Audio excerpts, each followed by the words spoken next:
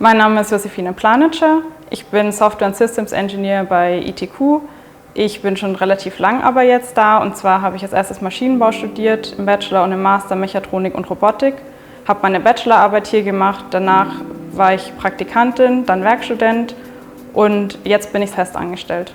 Naja, also die Josefine, die kenne ich ja schon ein paar Jährchen.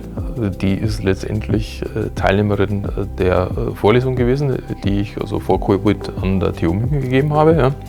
Ja. Und Ziel dieser Vorlesung war, jungen Damen und Herren so das Thema mechatronische Entwicklungsprozesse darzustellen, wie sie in der Praxis auch sind. Und da habe ich festgestellt, dass die jungen Leute eigentlich gar nicht wirklich wissen, wie man entwickelt. Ja? Also entwickelt war für die meistens so Fummeln und Basteln und ein bisschen Hacken und Programmieren. Aber jetzt so einen gesamten Entwicklungsprozess, wie ich ein Requirement aufnehme, wie ich eine Spezifikation mache, wie ich etwas sauber und strukturiert entwickle, ablege, teste, qualitätssichere und so weiter. Das haben sie alle gehört, dass es sowas gibt, aber wie man es wirklich tut, haben die gar keine Ahnung gehabt. Ja? So, und das war eigentlich so die Grundmotivation, sowas an der TU anzubieten.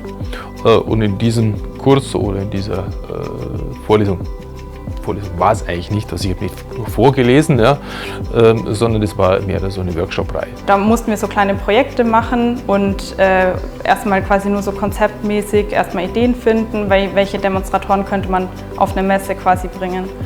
Also auf mich hat Dr. Stetter von Anfang an wie eine Person gewirkt, die einen sehr mitreißen kann oder die einen mitreißt und auch total viele Ideen hat und die dann auch umsetzt. Also das ist nicht nur, okay, ich habe eine Idee und die versauert dann irgendwo, sondern das ist dann jemand, der drängt dann da auch total hin, das zu machen. Das sieht man auch dann, das hat man bei ganz vielen anderen Sachen dann hier auch gesehen, ob das jetzt die Demonstratoren sind, die dann alle wirklich umgesetzt werden, ob das Gran Canaria ist oder so. Also der hat ganz viele Ideen und schafft es auch irgendwie, Leute um sich zu sammeln, die genauso innovativ sind und genauso Motivation haben, die Sachen dann auch wirklich zu machen. Da ist die Josefine eigentlich von Anfang an aufgefallen, mit halt so eine nette, charmante, intelligente junge Frau, die aber so wie viele technische Studenten jetzt, wenn es dann geht, irgendwas zu präsentieren, nicht unbedingt gleich hier schreien.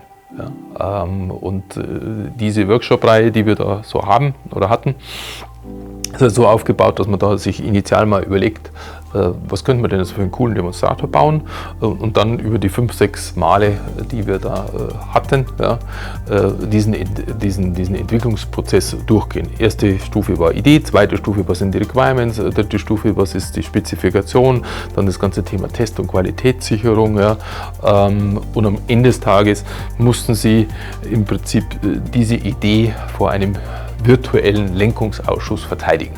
Und so bin ich überhaupt zu ITQ dann gekommen und witzigerweise ist dann eins von diesen Projekten, also eine Idee, dann auch tatsächlich umgesetzt worden in dem Demonstrator.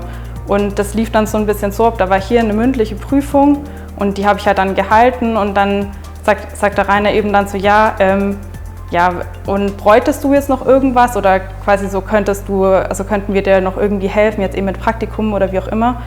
Und genau, und so lief das dann eigentlich, dass ich hier überhaupt gelandet bin dann mit der Bachelorarbeit, weil ich dann gesagt habe, ja, ich brauche noch eine Bachelorarbeit und dann habe ich da eben das erste Mal in so einem großen Team gearbeitet, in einem großen Projekt und eben mit viel Absprachen und auch mal das erste Mal in so einem professionellen Umfeld, klar, von der Uni kennt man das ja nicht.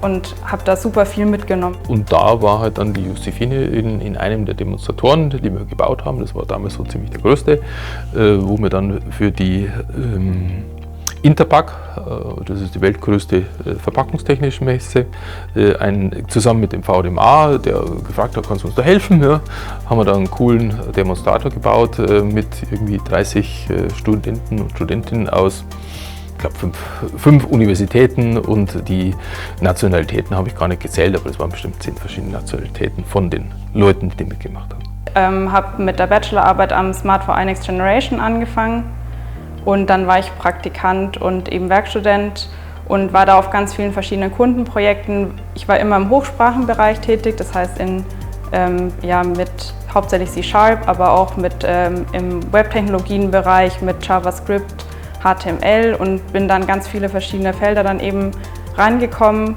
konnte da immer sehr selbstständig auch arbeiten, war teilweise eher in ja, in eher noch studentisch geprägten Projekten, sage ich mal. Aber eins war dann auch, da waren wir wirklich sehr wie feste Mitarbeiter, nur mit weniger Stunden. Das heißt, wir haben wirklich total selbstständig gearbeitet, hatten wöchentliche Meetings mit den Kunden, konnten super viel lernen, waren dann auch auf einem Kundenbesuch, was richtig cool war, weil dann konnte man endlich mal die ganze Software, die man davor entwickelt hat, auf die Maschine spielen und wenn es dann funktioniert, das ist halt dann so eine volle Belohnung einfach, wenn das dann klappt. Ich war am Anfang immer recht unsicher und ich habe dann bei ITQ angefangen und durch den Demonstrator haben wir schon immer so 2 wöchentliche Meetings gehabt, wo man immer kurz was präsentieren musste. Für mich war das immer total schwer. Und dann ist es immer besser geworden und dann kam irgendwann die Messe, wo man plötzlich mit x-beliebig vielen Leuten immer denen das vorstellen musste und das erklären musste, wie der Demonstrator funktioniert.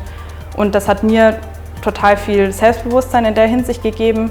Mir hat auch das Arbeiten an sich, weil man immer wieder positives Feedback dann bekommt, auch in der Uni dann wieder zum Beispiel weitergeholfen, dass ich eben bei Prüfungen vielleicht nicht mehr so nervös war. Und was ich allgemein bei ITQ eben ganz krass auch gelernt habe, ist, dass solange ich das Selbstvertrauen in mich habe und solange ich lernbereit bin und Freundlichkeit mit den Menschen, die um mich rum sind, dann kann ich eigentlich alle Herausforderungen, die ich so habe, auch meistern, weil jemand kann einem immer helfen und eigentlich geht es dann wirklich darum, dass man das Vertrauen in sich hat und klar, man muss auch noch was lernen wollen, aber das ist, denke ich, bei den meisten dann gegeben, dass die dass die motiviert sind zum Lernen. Sehr motivierend, weil man halt einfach so sieht, was man aus den Leuten so machen kann. Ja, also letztendlich, ich schaue mir ja immer die Leute, also ich kenne ja nie, was die eigentlich wirklich tun. Mich interessieren auch Noten nicht. Ja? Das liegt vielleicht daran, dass meine Noten immer schlecht waren.